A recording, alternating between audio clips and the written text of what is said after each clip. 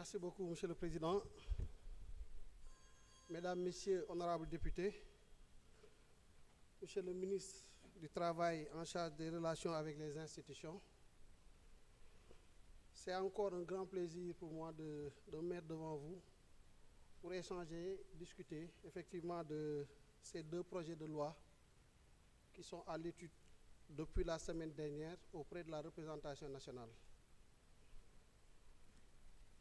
Avant d'entrer dans le vif du sujet, j'aimerais partager 3 constats, histoire d'apaiser par rapport véritablement à notre système financier, aussi bien finance classique que notre système mutualiste des finances. Le premier constat, excusez-moi, le premier constat que je voudrais partager, c'est la résilience du système. La résilience du système qui va avec l'attractivité de la place de Dakar. C'est très important de le dire parce qu'il y a beaucoup d'inquiétudes qui ont été soulevées. C'est normal, nous sommes dans un dispositif évolutif, nous sommes dans une matière complexe, dans une matière qui est organisée, qui est régulée par l'autorité nationale, certainement, mais en relation aussi avec une autorité qui se situe à un niveau un peu plus élevé, puisque nous sommes dans un cadre monétaire intégré.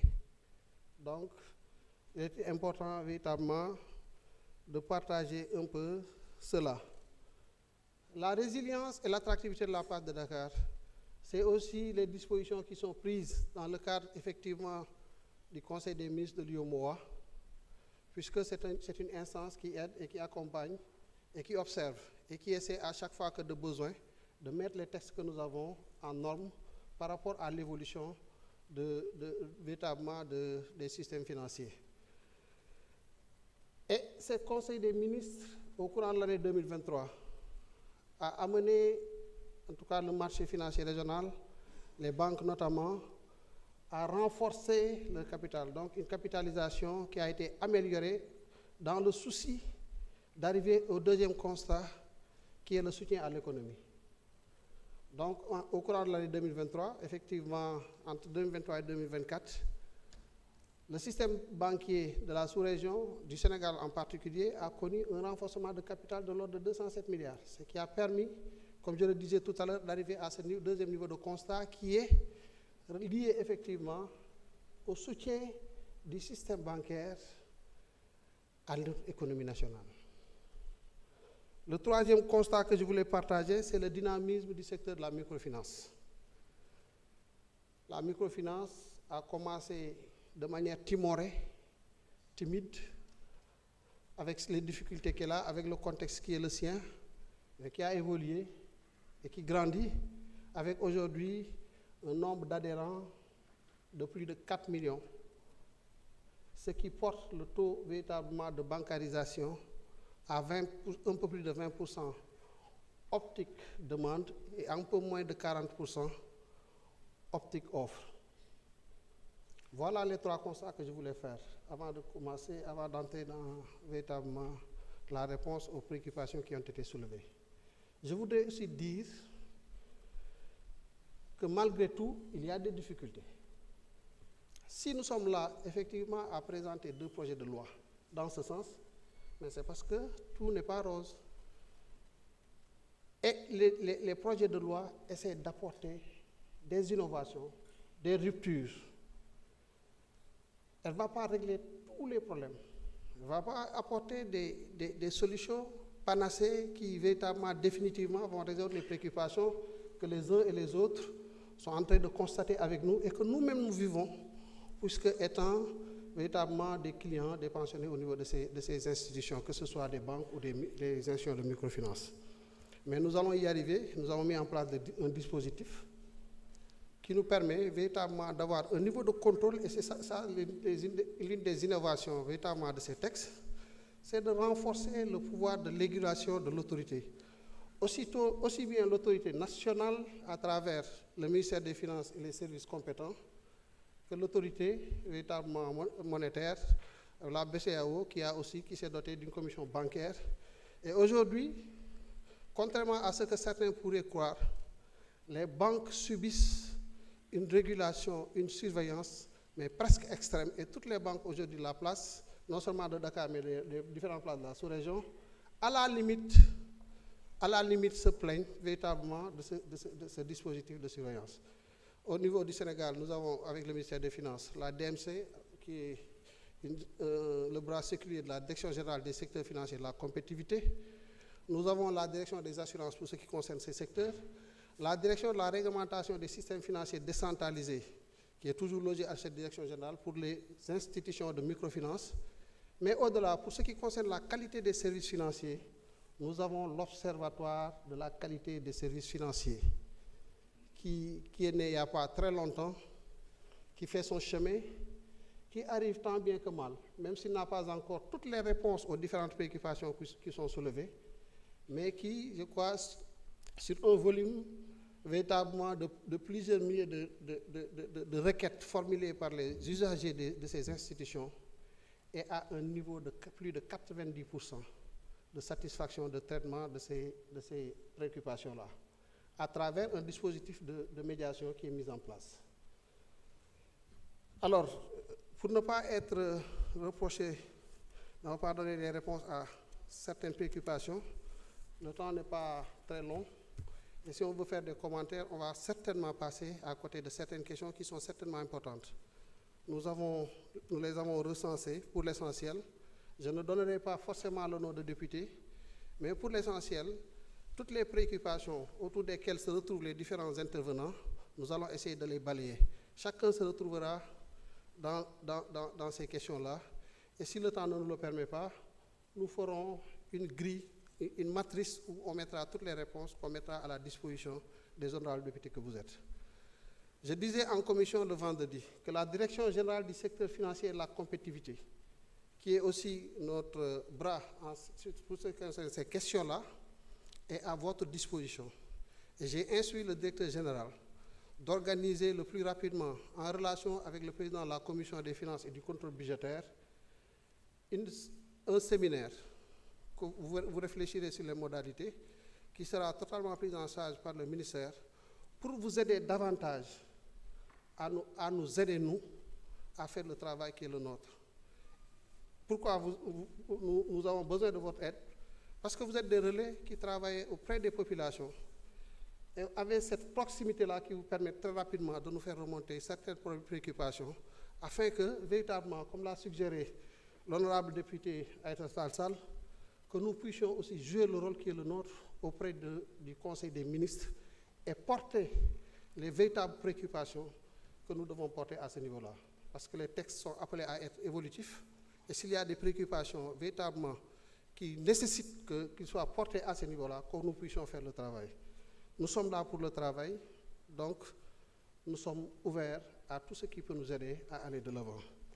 Je vais commencer par une préoccupation posée par l'honorable député Ousmane Diop sur le taux effectif global. C'est vrai, le taux effectif global est composé de trois composantes qui déterminent véritablement la valeur réelle du coût du crédit.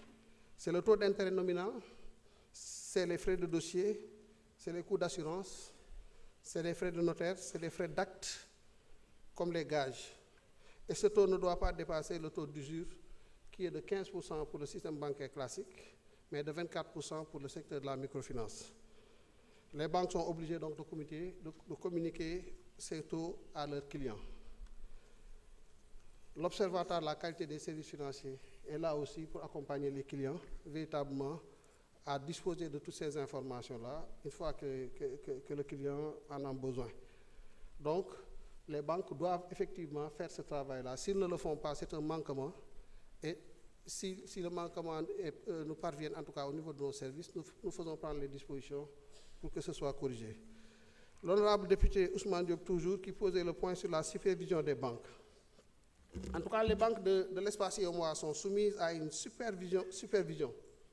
J'ai bien dit une supervision, parce que c'est le sentiment même que les banques ont effectivement de la situation. Et elles disent que cette supervision elle est contraignante, mais véritablement, au niveau national, nous pouvons dire qu'elle est assurée par la DMC, la Direction de la monnaie et du crédit, qui reçoit les comptes rendus périodiques et qui a des agents assermentés pour faire le travail de contrôle. Et ce contrôle peut se faire aussi bien sur pièce que sur place. Et la direction de la monnaie et du crédit a à côté de lui, en matière de supervision, sur certains autres aspects, la direction générale des douanes. Et la direction générale des douanes surveille surtout véritablement les préoccupations relativement au cadre des infractions contentieuses par rapport aux lois sur l'échange. Au niveau régional, nous avons la commission bancaire qui joue aussi ce rôle-là. Et comme vous le savez, si vous avez l'habitude de discuter avec les banquiers, ils parlent beaucoup de la COBA. La COBA, ce n'est rien d'autre que la commission bancaire, mais qui talonne nos institutions financières pour les amener effectivement à respecter toutes les normes réglementaires que nous avons mis dans notre dispositif interne. Et l'objectif, in fine, c'est de permettre véritablement à ce que le déposant, le client, soit bien sécurisé, bien encadré. C'est véritablement un objectif et certainement nous allons y arriver. Par ailleurs, maintenant, s'il y a des clients qui estiment sur des aspects qu'ils ont besoin d'accompagnement, je l'ai dit tout à l'heure, l'Observatoire de la qualité des services financiers est là pour aussi accompagner. Députée Thérèse Faye parlait de procédure d'agrément en qualité des IMF, laquelle procédure dure très souvent assez longtemps. Je puis vous assurer que la durée de traitement d'une demande d'agrément est naturellement de 6 mois. 3 mois au niveau du ministère des Finances, 2 pour apprécier la consistance du dossier, sa conformité, effectivement, tout ce travail de paperasse qu'il faut véritablement assurer. Après la transmission à l'autorité de régulation du secteur, l'autorité monétaire, donc la BCEAO, et qui a aussi 2 mois pour faire le travail d'agrément, de vérification, et pour retourner le dossier au ministère des Finances, qui a 1 mois pour préparer tous les actes véritablement qui doivent aboutir à cet agrément. Donc la durée est de 6 mois. Si la durée dépasse cette durée-là, si la demande d'agrément dépasse la durée de 6 mois, c'est une autre préoccupation liée certainement à des problèmes de non-conformité que nous sommes obligés de prendre en charge. Et nous le faisons souvent, pour la plupart des cas, on ne rejette pas. On appelle les acteurs, on discute avec eux, on les accompagne pour leur permettre véritablement de respecter ces exigences. Donc nous pouvions même dépasser de manière beaucoup plus exacerbée souvent ces durées-là, mais parce que nous avons mis en place un dispositif pour accompagner, que nous arrivons souvent à tourner quand même globalement autour de ces 6 mois-là. Et si ça le dépasse, considérez que c'est un dossier carabiné pour lequel on pouvait rejeter, mais si on rejette ça, nous met à l'aise du point de vue du délai. Mais ça retarde véritablement la mise en place de l'institution. Par rapport à la limitation de l'agrément dans l'espace, sur cette question-là, je crois savoir que c'est surtout les institutions qui, compte tenu peut-être de leurs objectifs, compte tenu de leur taille, compte tenu de leurs moyens, prennent l'option de se limiter dans un espace géographique précis. Mais l'agrément, il est souvent donné pour un exercice sur l'étendue du territoire national. Le député Aosek parlait de financement des PME par la microfinance. Alors, il y a une enquête qui a été menée de manière, en tout cas très récente, ça ne dure pas longtemps, et l'enquête a révélé que 75% des crédits accordés par le secteur de la microfinance va au profit des PME pour un montant de 500 milliards de francs. Bon, mais néanmoins, il faut reconnaître aussi qu'il y a des choses à faire de ce point de vue-là. On peut encore faire mieux. Et je le lis à la préoccupation que certains députés ont posée relativement au soutien à l'économie du secteur financier. Je disais que nous sommes au rendez-vous. Par rapport à l'espace communautaire, je le disais en commission à l'honorable député Tafsir Thioye, nous sommes à un taux supérieur à 30% du PIB en termes de financement. Notre crédit à l'économie qui est de l'ordre de 6 400 milliards. Nous sommes les premiers dans l'espace IOMOA. Quand même, c'est une prouesse sur laquelle il ne faut pas cracher. Et nous disons cependant qu'il y a des efforts à faire, compte tenu notamment des pays d'aspiration, comme disait l'autre la dernière fois, et ces pays-là qui sont à des niveaux de 70%. C'est le Maroc, ce sont les îles Maurice. Donc nous aussi, compte tenu véritablement des plans d'action que nous comptons mettre en œuvre, nous estimons qu'il y a une marge de manœuvre à capter et nous allons vers véritablement la rentabilisation de ces marges de manœuvre qui s'offrent en tout cas au soutien, aux possibilités de soutien au secteur économique du Sénégal. Peut-être que si nous arrivons à dérouler cela, nous serons dans les prochaines années autour de 40% et progressivement monter pour rejoindre ces pays-là. L'honorable Ismaïla Diallo parlait du paiement des pensions de retraite à Guinguinéo. Alors, le paiement des pensions de retraite dans les zones sans structure bancaire et de services financiers décentralisés implique effectivement le déplacement des bénéficiaires vers les guichets du Trésor public d'implantation. En tout cas, pour les personnes de l'âge avancé ou souffrant de maladies, cela peut constituer des soucis. C'est pourquoi aujourd'hui, il est possible de faire des procurations dûment validées. Les services compétents du ministère des Finances sont en train de travailler aussi pour qu'on arrive à une digitalisation qui nous permette, en relation avec toutes les structures fintech qui existent, véritablement de pouvoir avoir des processus qui nous permettent de déposer l'argent de ces pensionnaires-là directement dans leur compte Orange Money, Wave ou plus tard d'autres institutions, d'autres instruments que le Trésor, sur lesquels le Trésor est en train de travailler. Donc nous en sommes conscients, des efforts sont en train d'être faits et à terme nous arriverons véritablement à régler définitivement cette préoccupation-là. L'honorable Badara Diouf parlait de la finance islamique. Je puis vous dire que la réglementation concernant la finance islamique a connu des évolutions significatives ces dernières années, à travers des instructions et des instruments tels que Promise, l'honorable député en parlait, mais aussi la haute autorité du WAQF. Donc l'écosystème de la finance islamique est à date riche d'une banque, la Banque islamique du Sénégal, qui véritablement est à fond dans la finance islamique, mais de plusieurs guichets, des branches que nous pouvons retrouver dans certaines banques. Nous pensons à Coris Bank, qui a une branche islamique par exemple, et deux SFD islamiques, à savoir Taïsir et Ar-Rahma, et une société de Takful. Il convient de noter que le dossier d'agrément d'une troisième SFD, à savoir Bouchra Microfinance, toujours lié à la BIS, à la Banque islamique du Sénégal, son dossier d'agrément est assez avancé et que plusieurs sessions de formation ont été organisées pour avoir une masse critique d'experts en la matière. Donc, en termes, l'intervention de la microfinance au Sénégal va se renforcer parce que le dispositif va grandir. On a parlé de ce qui existe déjà, la BIS, les branches que nous avons dans certaines banques, les institutions de microfinance islamique, et plus tard, véritablement, en fonction du travail que nous mettons en place pour améliorer le secteur, pour rendre le secteur un peu plus attractif, la microfinance islamique, puisque nous avons une population qui a de l'appétit pour la microfinance islamique. Donc nous avons la possibilité véritablement de promouvoir et d'atteindre dans les prochaines années. En tout cas, c'est notre option et moi je compte davantage y travailler, qu'on puisse atteindre des niveaux beaucoup plus élevés que là où nous en sommes présentement. Toujours l'honorable Badara Diouf parlait des méthodes de recouvrement dégrandantes au niveau de la microfinance. Ça, beaucoup d'autres députés l'ont relevé. C'est des situations qui existent, c'est des cas que nous rencontrons souvent qui sont remontés. Ce n'est pas normal et ce n'est pas en phase avec les textes qui gouvernent le secteur.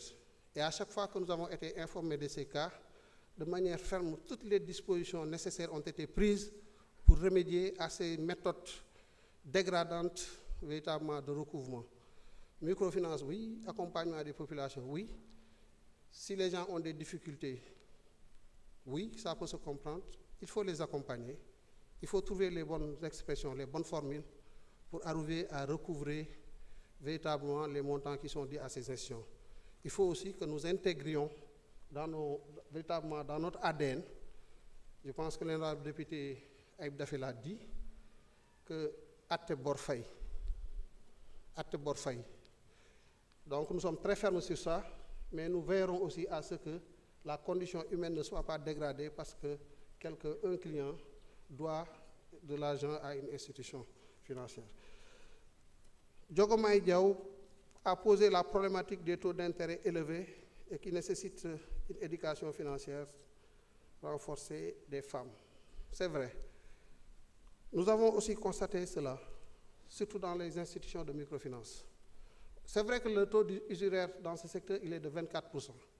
Mais ce n'est pas pour une raison, pour que les institutions, quand même, travaillent à être dans le voisinage de ce taux usuraire. Ce qu'il faut faire, c'est, je pense qu'il y a un honorable député qui l'a dit, c'est réfléchir sur comment aussi amoindrir le coût d'accès au crédit pour les institutions financières. Et le ministère des Finances est en train d'y travailler dans le cadre de la commission du Conseil des ministres, mais aussi en relation avec la BCEAO, pour voir les meilleures formules qui permettront à ces institutions de microfinance de pouvoir accéder au guichet de refinancement de la Banque centrale. Mais en attendant, il y a des dispositifs qui existent qui, par les méthodes de garantie et de bonification, devraient aider et améliorer progressivement à avoir des taux de crédit qui soient beaucoup plus apaisants, beaucoup moins élevés pour les pensionnaires, pour les clients de ces institutions. Nous y travaillons et l'idée pour nous, c'est davantage d'accompagner le FONGIP, c'est d'accompagner FONAMIF, qui sont véritablement sur ces créneaux-là, en les encadrant et en les dotant de moyens qui leur permettent de démultiplier leurs interventions vis-à-vis des populations, en tout cas clientèle, qui demandent un peu l'accompagnement de ces services-là. Dans les solutions, Diogomaye a parlé effectivement d'une éducation financière. Ça, c'est fondamental sur toutes les questions financières. Toutes les préoccupations qui ont été posées ici doivent faire l'objet d'une éducation à ces questions financières. Et nous sommes en train d'y travailler avec la Direction générale du secteur financier, mais aussi avec l'Observatoire de la qualité des services financiers. Et le programme est évalué aujourd'hui à 12 milliards. Et le mode de financement a été bien paramétré. L'État doit venir pour 40%, le secteur privé pour 20%. Les partenaires techniques financiers se sont aussi manifestés pour nous accompagner à hauteur de 40%. Et globalement, nous atteindrons cet objectif véritablement d'organiser, mais sur toute l'étendue du territoire et par rapport à toutes les couches de la population, ces modules de formation véritablement aux questions financières. Honorable Fatou Ngom a posé la question de savoir comment améliorer le financement du monde rural. Il y a de ce point de vue-là plusieurs pistes qui peuvent être explorées par l'État et la Banque centrale, et nous y travaillons. C'est l'intervention à travers des entités dédiées, je l'ai dit tout à l'heure, comme FONGIP, mais aussi comme l'ADER. L'ADER qui doit jouer son rôle, véritablement qui est en train de faire un bon travail, mais avec l'accompagnement, avec les perspectives de collaboration avec les institutions de financement aussi, parce que ça, c'est aussi important. C'est un dispositif qui existe, mais nous estimons que nous pouvons aller en le renforçant, à permettre à l'ADER, mais véritablement d'utiliser le couloir de transmission, d'utiliser ces institutions financières comme des véhicules financiers, uniquement comme des véhicules financiers. L'idée, ce n'est pas de donner la main à ces institutions, mais c'est l'ADER qui fait tout le travail en relation avec les acteurs qui viennent vers elle. Et après, pour le financement, utiliser un instrument financier. Et ça permet à ces instruments aussi d'approfondir véritablement leur perspective, véritablement de toucher à l'économie en termes de soutien. Donc, de ce point de vue-là, le travail nécessaire sera fait pour accompagner davantage l'ADER à doter le moyen pour lui permettre véritablement de jouer le rôle qui est attendu et qu'il est en train véritablement de bien faire. Le député Mohamed Sall parlait de la finance islamique à travers le promis, je pense que j'y suis revenu. Il y a quand même quelques soucis avec le promis, tous ceux que nous avons rencontrés, l'honorable député en parlait et il a raison. Maintenant, l'exercice de la microfinance aussi, véritablement, va avec quelques contraintes, puisque au démarrage, les gens ne s'étaient pas très bien familiarisés avec le dispositif, qui requiert une autorisation préalable donnée par l'autorité de tutelle, le ministère des Finances et du Budget. Maintenant, pour la mise en œuvre de la ligne de refinancement, et c'est à ce niveau-là que nous sommes attendus, il y a aujourd'hui des conventions qui sont en train d'être signées avec la Banque islamique de développement et l'État du Sénégal, avec 8 autres institutions de microfinance.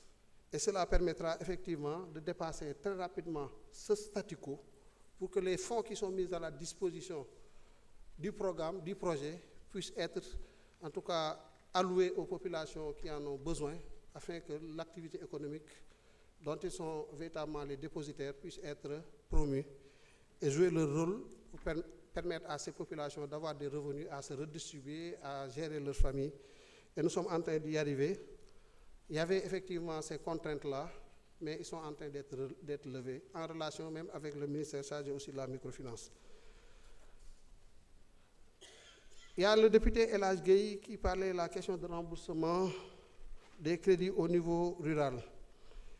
Donc, ce que nous pouvons dire à ce niveau-là, c'est d'inviter toutes les personnes qui connaissent des difficultés pour honorer véritablement leur engagement vis-à-vis de ces institutions, de se rapprocher de nos services à travers l'Observatoire de la qualité des services financiers, qui pourront les aider à avoir les meilleures options pour discuter avec les acteurs concernés, avec les institutions mutualistes, et voir comment véritablement prendre en charge ces préoccupations-là. Mais encore une fois, c'est juste un accompagnement, mais nous sommes d'avis que pour la pérennisation de ces efforts-là, il faudrait aussi que les clients, qu'ils apprennent à comprendre que quand on contracte un engagement, un prêt auprès d'une institution, il faut s'engager résolument à payer. Parce que c'est ce remboursement-là qui va permettre à ce prêt de se reconstituer, qui vont permettre au crédit de se reconstituer et de pouvoir faire d'autres octrois à d'autres personnes qui en ont besoin. Ndeye Marie Sané pose la question de l'inquiétude des producteurs liée aux difficultés de commercialisation des graines d'arachide. La commercialisation des graines d'arachide se passe bien. Elle se passe très bien. Nous avons mis en place un dispositif avec la LBA, avec la BNDE, qui marche très bien, qui de manière classique nous assure la commercialisation. Parce qu'au-delà, il y a une ligne que nous avons mise en place avec un partenaire, la BIDC, une filiale de la BIDC, ITFC.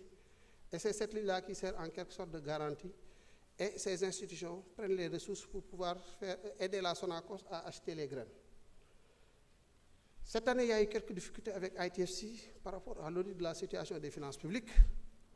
Mais aussitôt, nous avons mis en place pour avoir un crédit de substitution avec la BADEA. Aujourd'hui, toutes les validations ont été faites. Et dans la foulée, en attendant le décaissement, nous avons mis en place un pool bancaire qui est en train de faire un peu le travail relais en attendant le décaissement. C'est Banque Islamique qui a décaissé récemment pour 6 milliards. C'est la CBAO, c'est Ecobank. C'est la LBA elle-même qui est venue tout récemment pour 3 milliards et ainsi de suite. Donc la campagne se passe bien. Et toutes les dispositions sont prises pour qu'il n'y ait pas de rupture dans cet exercice-là. Et Inch'Allah, il n'y aura pas de rupture. Cette année, nous sommes à 38 milliards de volume financier en cours à date, au moment où je vous parle, contre 5 milliards 800 l'année dernière, à la même période. Donc 7 fois plus que ce que nous avons fait l'année dernière. On était l'année dernière à 16 000 tonnes d'arachide collectées. Cette année, nous en sommes à 121 000 tonnes d'arachide. Donc la campagne se passe très bien quand même. Et il faut apprécier ces efforts qui sont faits. Nous pouvons faire mieux et nous devons travailler à faire mieux. Et c'est ça notre responsabilité et nous y sommes tous les jours. Pour les autres questions, il y en a beaucoup. Elles sont là, nous allons, comme je l'ai dit tout à l'heure, faire quand même la synthèse et partager avec les honorables députés et que ça puisse leur servir véritablement comme élément qu'ils pourraient consulter à tout moment pour avoir des informations à transmettre à vos mandats. Pour les autres questions d'ordre général, pour l'essentiel, moi je suis en phase avec la plupart des préoccupations qui ont été posées. L'honorable député Thierno Alassane Sall a parlé du travail de contrôle budgétaire dévolu à l'Assemblée nationale. Et je suis de son avis. Et avec le président de la commission contrôle, nous avons décidé de renforcer la collaboration, de renforcer les séminaires de formation, de partage et de renforcer les cadres d'échange sur la gestion de nos finances publiques. Parce que nous sommes là pour ça. Et comme je le disais, c'est vous qui devez nous amener à nous recréer, à nous réinventer sur toutes ces questions-là. Par rapport à toutes les autres préoccupations, nous sommes en train de faire le travail. Moi, je peux vous assurer que nous sommes même en avance sur beaucoup de choses. Nous savons qu'il y a des choses à faire sur les recettes. La dernière fois, je vous parlais de toutes les réformes que nous entendons mener sur la réforme du Code général des impôts, sur la réforme du Code général des douanes, sur les initiatives de facturation électronique, sur la réforme du Code des investissements, la revue des dépenses fiscales de manière générale pour débusquer toutes les niches d'exonération que nous pouvons traduire, mais aussi sur les dépenses, tout ce que nous devons faire en termes de rationalisation de la dépense.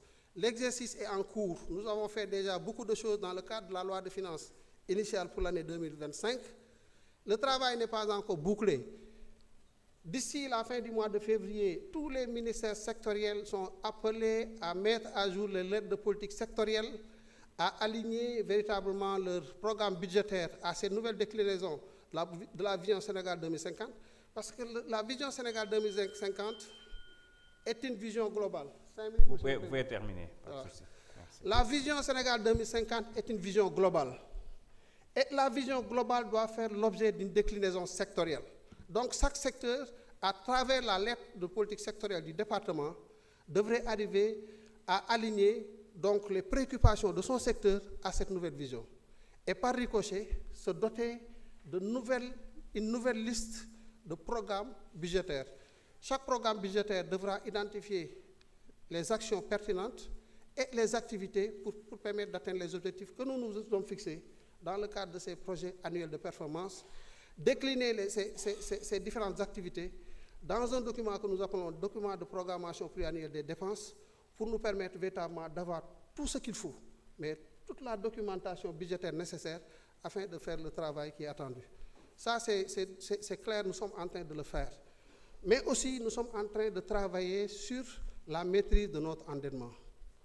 Vous avez parlé de 2800 milliards aujourd'hui, véritablement, rien que sur le service de la dette, donc l'amortissement et le principal. Oui, ce qu'il faut juste rappeler, c'est que sur ce montant, il y a environ 3 milliards 100 et quelques millions, 3 100 milliards que nous devons aller rechercher sur le marché. Et sur ces 3 100 milliards, considérez que les 2 900 milliards, c'est des amortissements de la dette antérieure. Donc, ce n'est pas des questions, mais c'est ça la visibilité qu'il faut avoir de la situation. Maintenant, nous en sommes conscients. C'est pourquoi je vous parlais aussi de gestion active de la dette. La dernière fois, on en a beaucoup parlé et nous devons travailler davantage à vous amener à maîtriser tout cela. Le ministère des Finances est en train de travailler sur toutes ces réformes-là.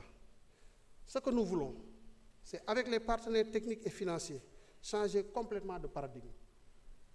Même avec le Fonds monétaire, le travail que nous faisons, ce n'est pas le fonds qui le dicte, c'est nous qui, compte tenu de notre situation, compte tenu de notre réalité, savons que voilà ce qu'il faut faire et prenons les engagements à le faire et préparons même les documents qui devront faire l'objet de discussions dans le cadre de ces relations avec les partenaires techniques et financiers. Pour le reste, ce n'est pas très important. Nous allons travailler, nous allons continuer à travailler dans la sérénité parce que nous avons besoin de sérénité. Le contexte est très difficile. Nous n'avons pas le temps souvent de regarder derrière, de regarder au niveau du rétroviseur. Ce qui est important, c'est que nous soyons conscients de ce qui nous attend et que nous soyons aussi quittes avec nos consciences. Parce que nous sommes conscients d'une chose, c'est que ce pays vient de très loin. Des gens ont fait des sacrifices, y compris le sacrifice ultime. 80 personnes sont mortes pour le Sénégal. Ils ne peuvent pas être plus sénégalais que nous. Nous ne l'accepterons pas. Nous nous sommes gorés. Et nous, comment nous pouvons travailler à rendre hommage à ces gens-là? C'est que c'est les responsabilités qui nous sont confiées, que nous attachions nos ceintures et que nous travaillons à aller vers l'atteinte des objectifs. Et c'est le plus important. Le ministère des Finances fait l'objet de convoitises. Il y a beaucoup de choses qui se disent autour du ministère des Finances, pour ne pas dire autour du ministre des Finances lui-même. Les débats sont là, on n'entrera pas dans certaines considérations, puisque certains dossiers certainement sont maintenant auprès de la justice, et la justice fera son travail. Mais je puis vous assurer d'une chose, c'est que nous ne serons pas pris à défaut. Parce que le ministre des Finances, le Premier ministre, c'est vrai, il a appelé le Sénégal à la transparence. Il nous a appelé au Djoub Djoubel Djoubanti. Après que le président de la République nous ait appelé à cela. Mais je peux vous dire une chose. C'est parce que nous partageons ces valeurs que nous sommes là. C'est parce que nous partageons ces valeurs que nous sommes là. Moi, je n'accepterai pas que le président de la République, on va voir ça sur l'offre, le président de la République, nous avons des valeurs. Nous avons des valeurs qui sont bonnes, mais nous avons des valeurs. C'est ce que ngor. Le Premier ministre a des valeurs qui sont bonnes, mais nous avons des valeurs. Léegi nag li ñu war a def xam nañ ko nañ ci nekk nañ ñaanalante moo gën ñu ñaanalante yu amul solo parce que en définitive c'est le Sénégal qui compte et si nous n'avons même pas le droit de ne pas atteindre les objectifs qui sont les nôtres. Donc mettons focus sur l'essentiel. Moi man du ma déglu kuy wax safaan parce que amul ma njëriñ li ma bëgg mooy bis ma fiy jógee bis may teg ci jaag di ma dugal ci bàmmeel ma xam ne def naa la ma mënoon def li ci des nag yàlla mottali ko jërëjëf.